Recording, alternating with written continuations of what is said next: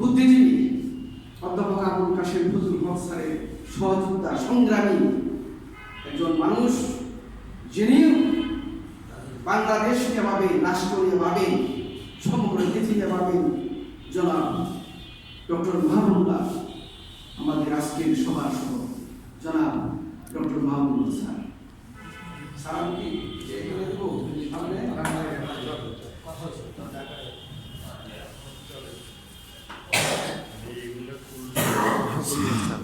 সভাপতি প্রধান অতিথির বক্তব্য দিচ্ছেন। রাষ্ট্রভাষা বাংলা উন্নয়ন কমিটি আমরা দেখতে পাচ্ছি।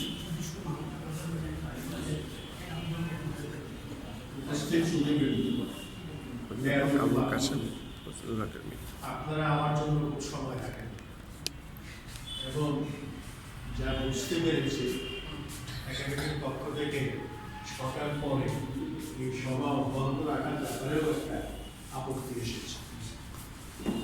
তো এই দেশে বামপন্থীরা যে কিছু করতে পারলো না সেটা নিয়ে অনেক সময় আমি ভাবি। আমার এই ভাবনার মধ্যে যে জিনিসটা কাজ করে সেটা হচ্ছে বামপন্থীদের পরিমিতিবোধের অভাব। এই পরিমিতিবোধের অভাবের জন্যই 1921 সালে কমিউনিস্ট পার্টি প্রতিষ্ঠিত হয়েছিল ভারতবর্ষে। আর ঠিক একই সময়ে 1921 সালে চীনের কমিউনিস্ট পার্টি প্রতিষ্ঠিত হয়েছিল। আজকে চীন কোথায় গেছে আর আজকের ভারত এবং দক্ষিণ এশীয় উপমহাদেশ বাংলাদেশ কোথায় আছে আপনারা নিশ্চয়ই চিন্তা করতে পারবেন। আমার আসলে আবুল কাশেম ফজলুল হক সাহেব সম্পর্কে বেশ কিছু কথা বলার ছিল, কিন্তু দুর্ভাগ্যের বিষয় আমার মনে হয় সময় বোধহয় আমাদেরকে সেটা করতে দেবে।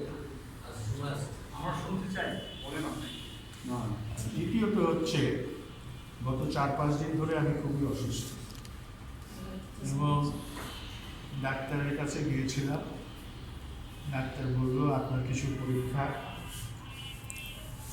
একেবারে তাৎক্ষণিকভাবে দরকার, সেটা করার জন্য তিনি লিখে দিলেন এবং সেইটার পরীক্ষার ফল পাওয়ার পর আবার তাকে সেই পরীক্ষার ফল তাকে দেখিয়ে তারপরে হাসপাতাল থেকে বেরিয়েছি 7-8 ঘন্টা পর।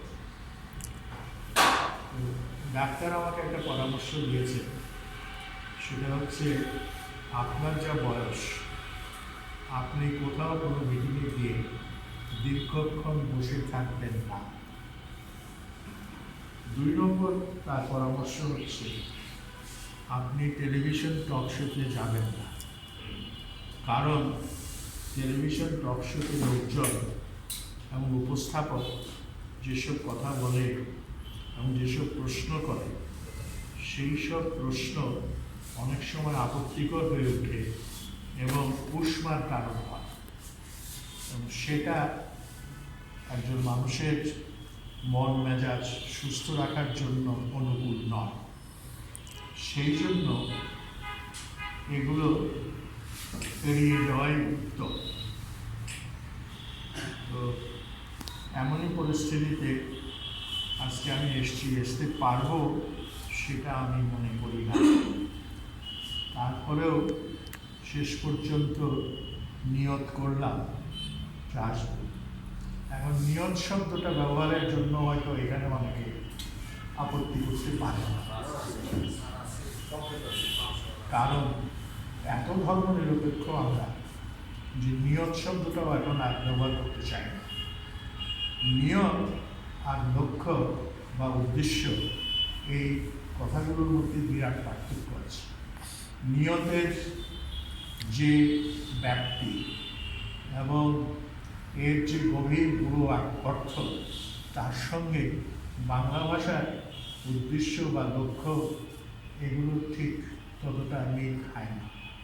নিয়তটা আরও গভীর একটা জিনিস এবং এ কথা বলার জন্য আমি খুব ভালো করেই জানি এখানে উপস্থিত কেউ কেউ আছেন আমাকে একটা প্রতিক্রিয়াশীল ব্যক্তি হিসেবে তকমা দেবেন। আমি এগুলো থোড়াই তোয়াক্কা করি, আমি উচিত কথা বলতে চাই এবং বলে যাব, পছন্দ হোক কি না হোক। সেটা হচ্ছে আবুল কাশেম ফজলুল হকের সঙ্গে আমার পরিচয় ঢাকা বিশ্ববিদ্যালয়ে যখন আমরা সলিমুল্লাহ মুসলিম হলের আবাসিক ছাত্র, সেখানে তার সঙ্গে আমার পরিচয় হয়। তিনি লেখাপড়ার দিক থেকে আমার 1 বছরের জ্যেষ্ঠ ছিলেন। তিনি বাংলা ভাষা সাহিত্যে ঢাকা বিশ্ববিদ্যালয় থেকে 1966 সালে মাস্টার্স ডিগ্রি করেন, আর আমি অর্থনীতিতে 1967 সালে মাস্টার্স ডিগ্রি। তারপরেও যেখানে স্বাভাবিকভাবে আমাদের বয়সের ব্যবধান হওয়ার কথা ছিল 1 বছর, কিন্তু তিনি আমার চাইতে অন্ততপক্ষে 4 বছরের বড় ছিল।